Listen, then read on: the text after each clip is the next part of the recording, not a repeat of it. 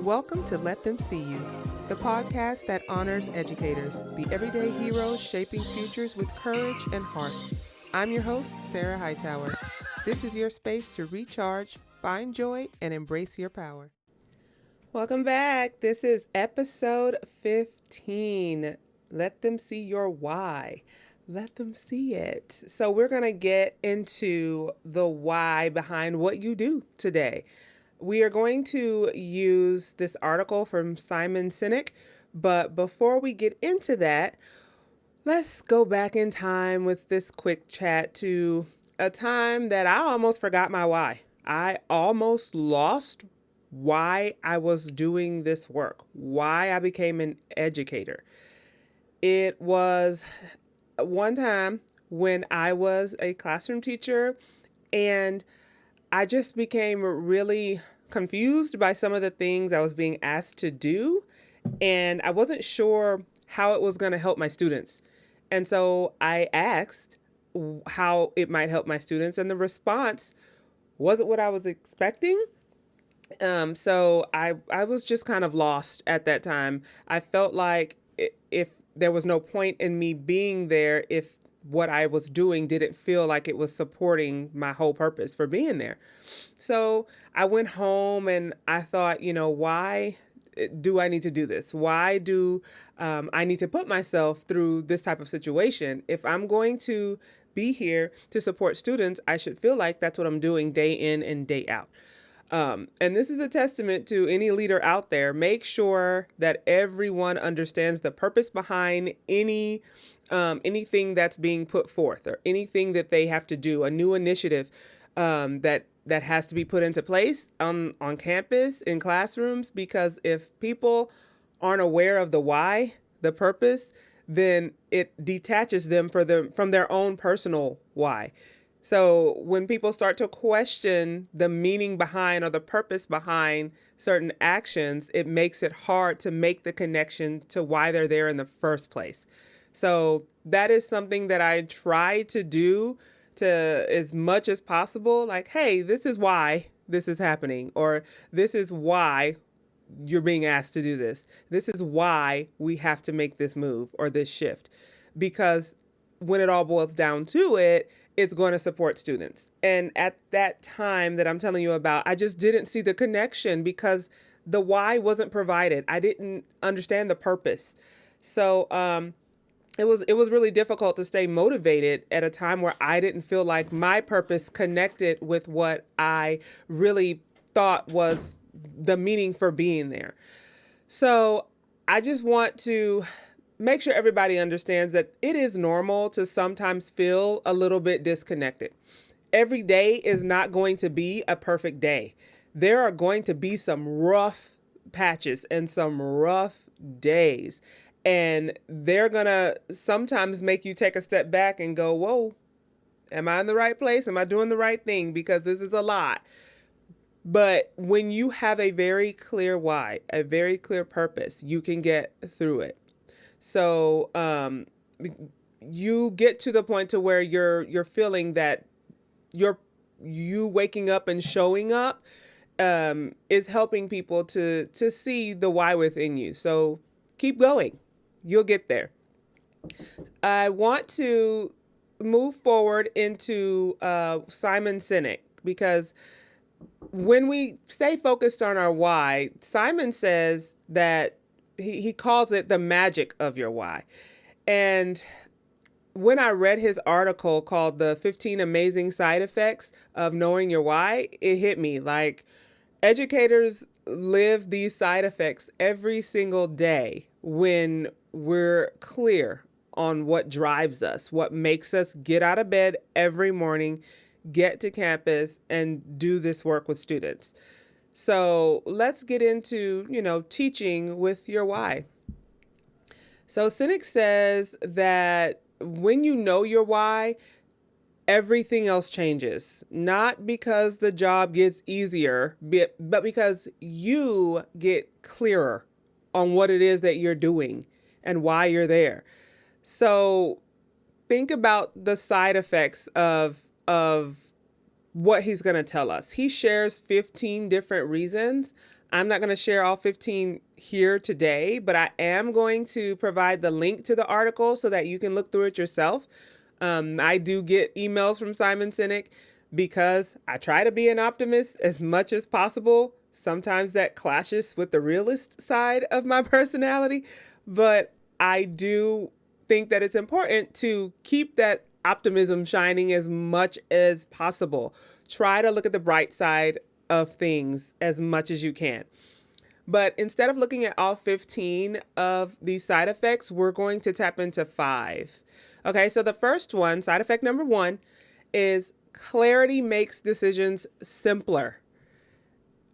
Sometimes we get stuck in this what should I do bubble, and it keeps us kind of on that hamster wheel, and we end up asking everyone around us and ourselves multiple times what we should do, when really clarity should make your decisions much more simple. So when you know your why, you stop chasing every trend, right? Everything that says try this. You start instead asking, does this serve my why? And does it keep me busy? Instead of does it keep me busy? Like, you don't want to just be busy. You don't want to just try things. You have to make sure that it serves the why. So you might want to ask yourself, what decisions would get easier if I just remembered my why? Think through that. What decisions would get easier if I just remembered my why? Okay, so that's side effect number 1. Clarity makes decisions simpler. Don't worry, we're going to circle back around to that why at the end. All right, side effect number 2. You attract the right people. We're not just talking about dating. Hear me out. When you walk in your why, you stop fighting for belonging because the people who get you come to you. That's true for colleagues. It's true for leaders. It's true for students. So energy recognizes energy. Quick story. I had some interesting interactions over the past few days, and one of them was with someone that was just beside themselves, and they really weren't the type of person that I would want to connect with because their behavior was out of line. And that person told me, I don't like your vibe. I don't like your vibe at all. And at first it was like, I was taken aback, like, you don't like my vibe? What? But then I had to reflect and think, well, thank goodness you don't like my vibe, because we shouldn't be connecting, because my energy is not the same as your energy. My vibe isn't the same as your vibe. My why probably isn't the same as your why. So no, I'm not surprised that you didn't like my vibe. We're different. So I would want to attract the people with similar energy as I have. So keep that in mind. It's okay that some people don't like your vibe or some people don't like you. Everyone's not going to. That's life. You're always going to have people that you just don't click with for whatever reason. That's okay, but don't worry about it, because the people that are meant to be around you, that are meant to lift you up and work with you, are the right people for you, and they'll just be naturally attracted to you. Again, energy recognizes energy. So think about this, who in your work life reflects or recharges you? They reflect and recharge your why. That's who you need to be around. So keep that in mind. Side effect number 3, you build resilience. The days can be long. Sometimes they just drag and you think, "Ooh, it's only 10 o'clock. Wow, we have the rest of the day to go." Yes, but you learn through resilience. So, these expectations are high. But when you're anchored in your why, you don't just survive through everything. You're rooted when the wind blows. So as things get rough, you stay grounded in your why and you'll be fine. That's resilience. you keep in mind the reason why you're there, your purpose, and it doesn't move you. You become unshakable. That's what you want. You don't want to be weary and leery all the time of certain things, because then you'll move any which way. And boy, that's exhausting. So stay rooted in your why, and you won't have to worry about the shifting that can happen. So your reflection should be, what do you hold on to when the job starts to shake you? What is it that makes you stay rooted and stay put and stay strong and build resilience? What do you hold on to? Because we have to be careful that it's not another person or a certain thing. Make sure it's rooted and grounded in something that is unshakable. Make sure that it's rooted in something like your why, your purpose. Okay. Side effect number 4. Your courage grows.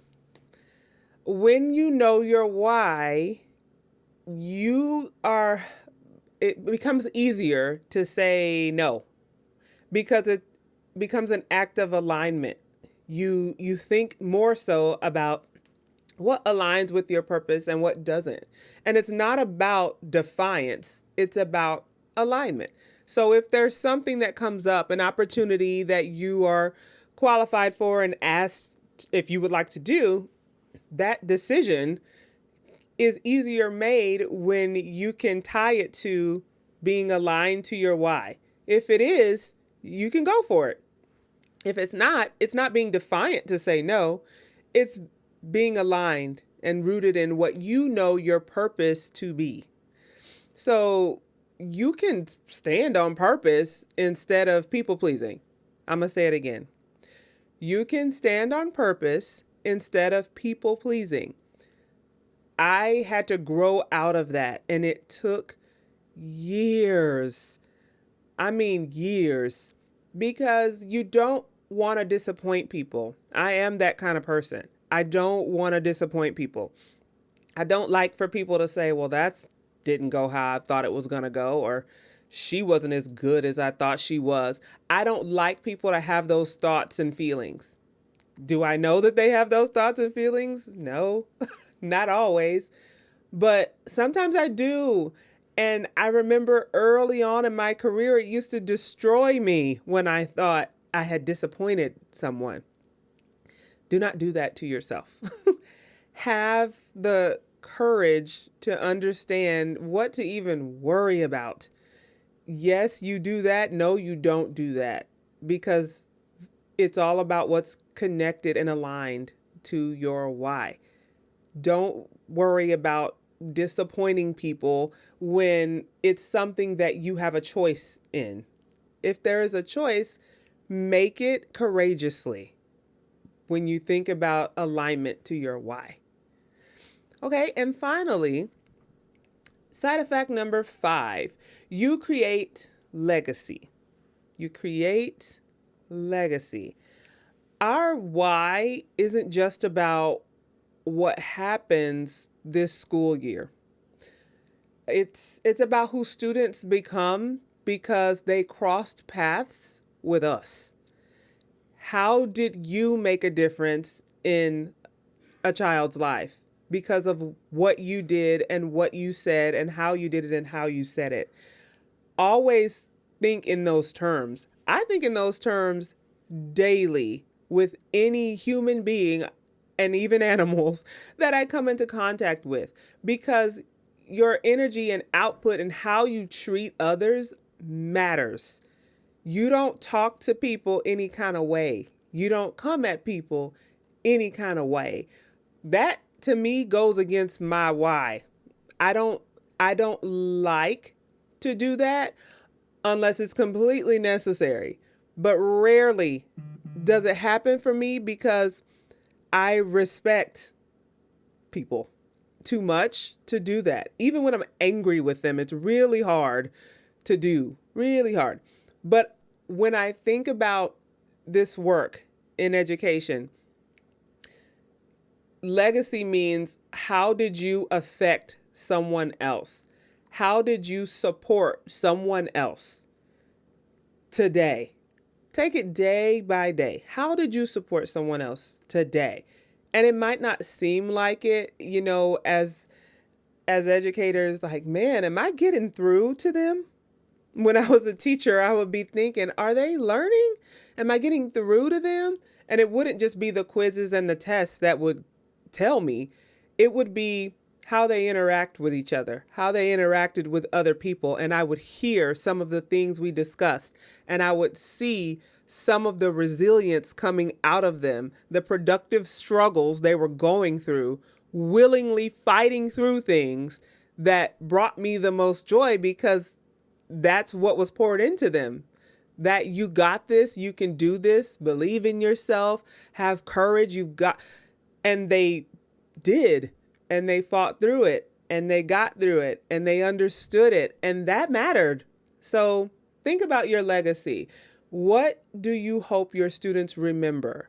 Not about what you taught them, but about how you made them feel. It might not even have anything to do with the content. Rarely do students say, oh my gosh, they're my favorite teacher. And after that, they say, I just learned so much math. Okay, maybe. But 9 times out of 10, that, oh my gosh, they're my favorite teacher, has to do with the feeling and the culture in the room. How they felt in that class made a difference, and it affected them after they left the class. That is legacy. I can tell you, in high school, one of my teachers made a huge difference in my life, several of them, but one of them in particular, my English teacher, I had forgotten, I was going through a lot at home at the time, and I had forgotten my essay, and it was a grade. And he knew that I cared about my grades. It was important to me. And he knew that it was unlike me to forget my assignment and just not have it. So he simply said, okay, bring it to me tomorrow, and I won't take any points off. I understand, after class, he asked, what's going on? Why isn't your assignment on time? And I explained, everything that's going on, and it just slipped my mind, and I was just trying to get out of the house and get to school. I was just trying to get out of there. And he understood it, and he gave me grace, and I was able to turn in that assignment the next day. That grace is still not forgotten. And that was years ago. That was like 25 years ago. And I still hold on to the grace that teacher gave me on that day, knowing that just wasn't the kind of student that I was. I was just off that day. And he took the time to ask about me. He took the time to talk to me and figure out why I was off. And I just had the utmost respect for him ever since. And I just hope that I gave other students that type of grace and feeling as I went through my career. I hope so. And I try to do that with adults. You can tell when someone's just off, right? And it's important that you go to them and find out why, because you never know what people are going through. You never know. That's another thing about, optimism and understanding that it's probably not about you. It probably has nothing to do with you and everything to do with something else that they're fighting against. So just keep that in mind. Those 5 side effects that we talked about aren't random. Okay. The clarity, making decisions simpler, attracting the right people, building resilience, your courage growing, and then creating a legacy. Those aren't random. They're reminders that when we live from purpose, people see us differently, and they feel safe to see themselves too. And that to me is leadership. And that's legacy. when you know that this is who I am day in and day out, people can see it and they can connect with it. Okay, so that brings us to our tip of the week.